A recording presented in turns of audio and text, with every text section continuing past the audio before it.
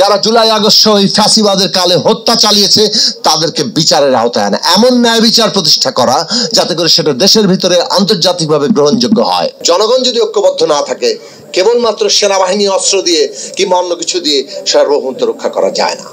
যে আন্দোলনের উপর দাঁড়িয়ে, যে রক্তের উপর দাঁড়িয়ে সরকার গঠিত হয়েছে, তারা এখন আমলাতন্ত্র দেখান, লোকবলের অভাব, টাকার অভাব, এগুলো কোনো কিছু আমরা শুনতে চাই না। প্রবাসীরা সক্রিয় ছিলেন বলেই সরকার যে এতভাবে চেষ্টা করলো সমস্ত কিছু ব্ল্যাক আউট করতে, সেটা সত্ত্বেও তারা পারেনি। এটা মূলত প্রবাসীদের ভূমিকার কারণেই, এবং সেই ভূমিকাটার জন্য আমরা তাদের কৃতজ্ঞতা জানাই, ধন্যবাদ জানাই। কিন্তু বাংলাদেশে প্রবাসীদের যে অধিকারের প্রশ্ন, সেটা যে কতভাবে লঙ্ঘিত হচ্ছে সেটা আমরা সকলেই জানি। আজকেও এই সরকার প্রবাসীদের জন্য দ্রুত যে কতগুলো ব্যবস্থা নেওয়ার, যেসব প্রশ্নগুলো আলোচিত হয়েছে দীর্ঘদিন ধরে, এমনকি ফ্যাসিবাদ বিরোধী লড়াইয়ের মধ্যেও, যে প্রবাসীরা এই লড়াইয়ের অংশ, কিন্তু প্রবাসীরা কি কি সমস্যার মুখোমুখি হচ্ছে, সেই সব প্রশ্নে এখনো পর্যন্ত কোনো উদ্যোগ হয়নি। কিন্তু তারপরও প্রবাসীদেরকে আমরা আহ্বান জানাবো যে লড়াইয়ে আপনারা যুক্ত হয়েছেন, যে লড়াইকে একটা প্রথম পর্বের বিজয়ের দিকে নিয়ে গেছেন, শেখ হাসিনার পদত্যাগ, দেশ থেকে পালানো, এখন যে দ্বিতীয় পর্ব চলছে বাংলাদেশের একটা গণতান্ত্রিক রাষ্ট্র নির্মাণের লড়াই, সেই রাষ্ট্র নির্মাণের লড়াইকে নস্যাৎ করার জন্য এই পতিত স্বৈরাচার এবং তারা সরাসরি আমাদের পার্শ্ববর্তী দেশ ভারত তাদের সহযোগিতা করছে এবং এটা ধ্বংস করার চেষ্টা করছে।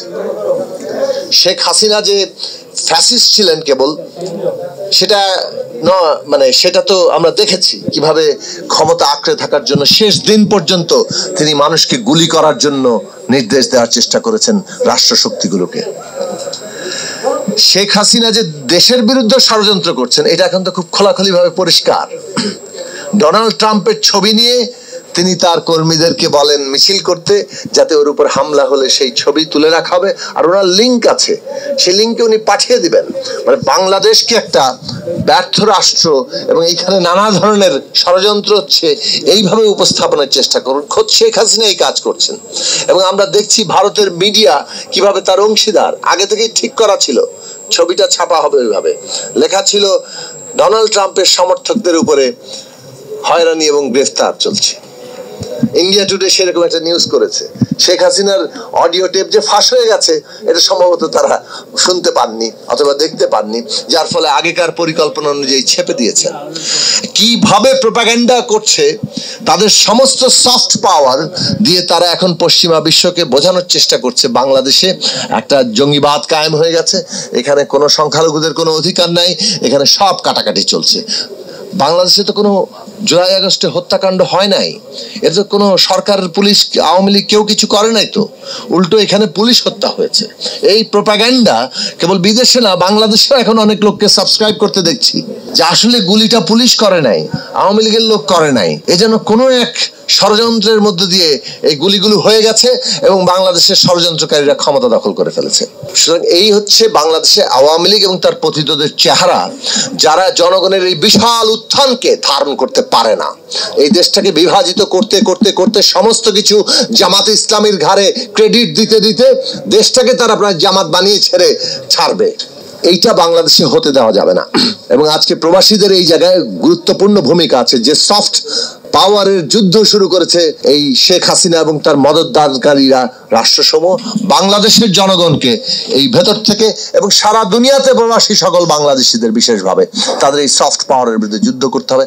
আমাদেরকে এই সমস্ত ফেক নিউজের বিরুদ্ধে লড়াই করতে হবে। হ্যাঁ, বাংলাদেশে হামলা হয়েছে, আমাদের দেশে ধর্মীয় ভাবে পরিচিত হিন্দু, বৌদ্ধ, খ্রিস্টান, কিংবা আমাদের দেশে পাহাড়ে আমরা দেখেছি চাকমা, মারমা, ত্রিপুরার উপরে, কিংবা এখানকার নারীরাও নানাভাবে আক্রমণের শিকার হয়েছেন।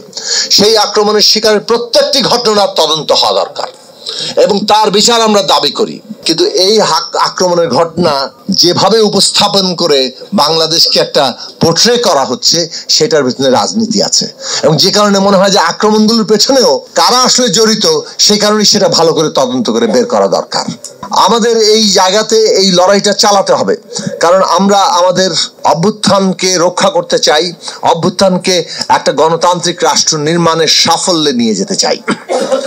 বাংলাদেশের সার্বভৌমত্ব হুমকির মুখে। মৌলানা ভাসানীকে স্মরণ করতে আগামীকাল তার 48তম মৃত্যুবার্ষিকী। আমাদের জাতীয় সার্বভৌমত্ব এখন হুমকির মুখে, এবং জাতীয় সার্বভৌমত্ব রক্ষা করতে গেলে আমাদেরকে এমন একটা গণতান্ত্রিক রাজনৈতিক ব্যবস্থা তৈরি করতে হবে যেখানে বাংলাদেশের নাগরিকরা তার সমস্ত রাজনৈতিক পক্ষ নিজেকে তার অংশীদার ভাবতে পারে। এর জন্য দুটো কাজ আছে। একটা হচ্ছে যারা জুলাই আগস্ট ওই ফ্যাসিবাদের কালে হত্যা চালিয়েছে তাদেরকে বিচারের আওতায় আনা, এমন ন্যায় বিচার প্রতিষ্ঠা করা যাতে করে সেটা দেশের ভিতরে আন্তর্জাতিকভাবে গ্রহণযোগ্য হয়। ওই অভিযুক্তরা যতই প্রোপাগান্ডা করুক, সত্যিকার ন্যায় বিচারের মধ্য দিয়ে আমাদের নতুন রাষ্ট্রের যাত্রা হবে।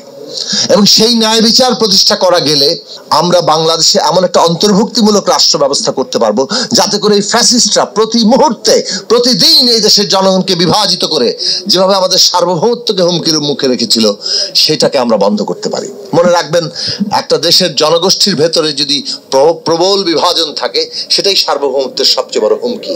জনগণ যদি ঐক্যবদ্ধ না থাকে, কেবলমাত্র সেনাবাহিনী অস্ত্র দিয়ে কিংবা অন্য কিছু দিয়ে সার্বভৌমত্ব রক্ষা করা যায় না। জনগণের সার্বভৌমত্ব প্রতিষ্ঠা করতে পারলে, তার উপযোগী গণতান্ত্রিক রাজনৈতিক ব্যবস্থা, অন্তর্ভুক্তিমূলক রাজনৈতিক ব্যবস্থা গড়ে তুলতে পারলে তবেই কেবল আমরা ওই সব প্রতিষ্ঠান করতে পারবো, সেনাবাহিনী বলেন, জনপ্রশাসন বলেন, বিশ্ববিদ্যালয় বলেন, শিক্ষা ব্যবস্থা বলেন, আমাদের মিডিয়া বলেন, এমনকি বিচার বিভাগ বলেন, এই সমস্ত প্রতিষ্ঠানগুলো গড়ে উঠবে যেটা আসলে একটা দেশের মধ্যে এমন এক রাজনৈতিক ব্যবস্থা তৈরি করে যেটা রাজনৈতিক বিরোধ সত্ত্বেও তার মধ্যে একটা ওই জাতীয় ঐক্য, জাতীয় স্বার্থের প্রশ্নে ঐক্যবদ্ধ থাকা, সেই জায়গাটা সৃষ্টি করে। ওইটা বাংলাদেশ রাষ্ট্রের জন্য আগামী দিনের পথ। বাংলাদেশের ভবিষ্যৎ অত্যন্ত উজ্জ্বল। বাংলাদেশ যদি একটা জাতীয় ঐক্যের উপর দাঁড়িয়ে, অর্থাৎ একটা অভিন্ন গণতান্ত্রিক রাজনৈতিক ব্যবস্থা যেখানে সবাই অংশীদার ভাবে সেই রাজনৈতিক ব্যবস্থার উপর দাঁড়াতে পারে, তাহলে বাংলাদেশ আগামী দিনে গ্লোবাল সাউথের একটা নেতৃস্থানীয় দেশ হিসেবে হাজির হতে পারে। এইটা বাংলাদেশের সামনে ভবিষ্যৎ, এবং ওই ভবিষ্যৎ যদি আমাদের তৈরি হয়, বর্তমান ইন্টার রিলেটেড আন্ত সম্পর্কিত বৈশ্বিক ব্যবস্থা যেখানে অর্থনৈতিকভাবে একের উপর নির্ভরশীলতা আছে, সেইখানে আমরা আমাদের সার্বভৌমত্ব রক্ষার ক্ষেত্রে নতুন জায়গায় যেতে পারবো। কারণ অর্থনৈতিক স্বাবলম্বিতাই সার্বভৌমত্বের অন্যতম গুরুত্বপূর্ণ গ্যারান্টি আজকের দুনিয়াতে। সেই লক্ষ্যগুলো আমাদের স্থাপন করা দরকার। এটা নস্যাৎ করার যারা চেষ্টা করবে তারা দেশদ্রোহী, দেশের বিরুদ্ধে ষড়যন্ত্র করছে, তাদের সংকীর্ণ ব্যক্তিগত স্বার্থ অথবা গোষ্ঠীগত স্বার্থে কিংবা অন্য কোনো দেশের দালালি করে। সেইটা বাংলাদেশের সচেতন জনগণকে রুখে দিতে হবে রাজনৈতিকভাবে। প্রবাসীদের ভূমিকা এই ক্ষেত্রে এখন অত্যন্ত গুরুত্বপূর্ণ। আমি শুধু বলবো, এই অন্তর্বর্তী সরকার প্রবাসীদেরকে এই অভ্যুত্থানের অংশীদার করতে হলে তাদের সমস্ত সংকট সমাধান করা দরকার। আমরা দাবি করেছিলাম যে প্রতিটি দূতাবাসে প্রবাসীদের জন্য ওয়ান স্টপ সার্ভিস চালু করেন। তাদের যে সমস্যা তারা এক জায়গায় আসবে, পুরো দূতাবাস সেই সমস্যা সমাধান করে ওই এক জায়গা থেকেই তাদের সমস্যার সমাধানটা তাদের হাতে পৌঁছে দিবে। এটা করতে পারেন না, আমলাতন্ত্র দেখান। এমনকি অন্তর্বর্তী সরকার 3 মাস পরে আজকে যে আমাদের শহীদদের তালিকা, শহীদদের পরিবারের দায়িত্ব ঠিক মতো নিতে পারেন নাই, আহতরা যে ঠিক মতো চিকিৎসার অভাবে চিকিৎসা পাচ্ছে না, তাদেরকে আজকে বিক্ষোভে আন্দোলনে নামতে হচ্ছে। এর চাইতে বিব্রতকর অবস্থা আর কি হতে পারে এই সরকারের জন্য? যে আন্দোলনের উপর দাঁড়িয়ে, যে রক্তের উপর দাঁড়িয়ে সরকার গঠিত হয়েছে, তারা এখন আমলাতন্ত্র দেখান, লোকবলের অভাব, টাকার অভাব, এগুলো কোনো কিছু আমরা শুনতে চাই না। 3 মাস পার হয়েছে, আপনাদের জবাবদিহিতা করতে হবে যে কেন আহতরা এখন পর্যন্ত তাদের অভিযোগ আমাদের শুনতে হচ্ছে। আপনাদের অগ্রাধিকার কাজে এই জায়গায় থাকা দরকার ছিল। যারা এই কাজে অবহেলা করছে তাদেরকে কোন শাস্তি দেওয়া হয়েছে সেটা আমাদের জানা দরকার। মানুষের জানমালের নিরাপত্তা এখনো হুমকির মুখে, এই ব্যাপারে আপনাদের ব্যবস্থা নিতে পারতে হবে। দেশে দ্রব্যমূল্য বাড়ছে, সেটা নিয়ন্ত্রণের জন্য উদ্যোগ নিচ্ছেন, কিন্তু আরো কার্যকর করতে হবে। এই প্রশ্নগুলো কিন্তু এখন জবাবদিহিতার আওতায় আনা দরকার। আমরা রাজনৈতিক গণতান্ত্রিক উত্তরণ চাই, এবং সেই ক্ষেত্রে আমরা বারবার বলেছি যে বাংলাদেশের নতুন বন্দোবস্তে আমাদের সম্পূর্ণ সহযোগিতা আছে, নতুন বন্দোবস্ত তৈরিতে। কিন্তু রাজনৈতিক দলগুলোর মধ্যে, শিক্ষার্থীদের মধ্যে, শ্রেণী পেশার অংশীজনের সাথে আপনাদের নিবিড় আলোচনা দরকার। আলোচনা ছাড়া আপনারা আপনাদের যে সমর্থন ভিত্তি, তার সাথে যদি নিবিড় যোগাযোগের বিচ্ছিন্নতা ঘটান, তাহলে এই সরকার নানা ধরনের বিপদের মধ্যে পড়বে, সংকটের মধ্যে পড়বে। কাজেই বারবার আমরা আপনাদেরকে সহযোগিতা করতে চাইছি, নির্দেশ মানে যাকে বলে কোন পথে এই ঘটনাটা ঘটতে পারে সেই পথের দিশা আমাদের রাজনৈতিক দলগুলোর দিক থেকে উত্থাপিত হয়েছে। আপনারা সেটা যদি ঠিক মতো কাজে না লাগান, তাহলে আমরা সকলে মিলেই কিন্তু একটা সংকটের মধ্যে পড়তে পারি। এই ঝুঁকি, এই সংকটে পড়া, এটা আমরা এফোর্ড করতে পারি না। আমাদের এই রাষ্ট্র নির্মাণের লড়াইয়ে আমাদেরকে জয়ী হতেই হবে। এটা আমাদের জন্য, বাংলাদেশের জনগণের জন্য, বাংলাদেশের জন্য অস্তিত্বের প্রশ্ন। সুতরাং আমি আবারও বলবো, প্রবাসীদের সমস্ত যে আরো অনেকগুলো প্রশ্ন আছে, আমি আজকে এই প্রশ্নগুলো, প্রবাসীদের প্রসঙ্গগুলো সবগুলো আমি তুলছি না, কিন্তু শুধু এইটুকু বলছি যে প্রবাসীদের ভোটাধিকার, প্রবাসীদের সমস্ত সমস্যার সমাধান করা, এইটা বাংলাদেশের বর্তমান অন্তর্বর্তী সরকারের সামনে একটা গুরুত্বপূর্ণ কাজ। বাংলাদেশ নির্মাণের এই প্রশ্নে অভ্যুত্থানের অংশীদার হিসাবে প্রবাসীদেরকে যুক্ত করার জন্য।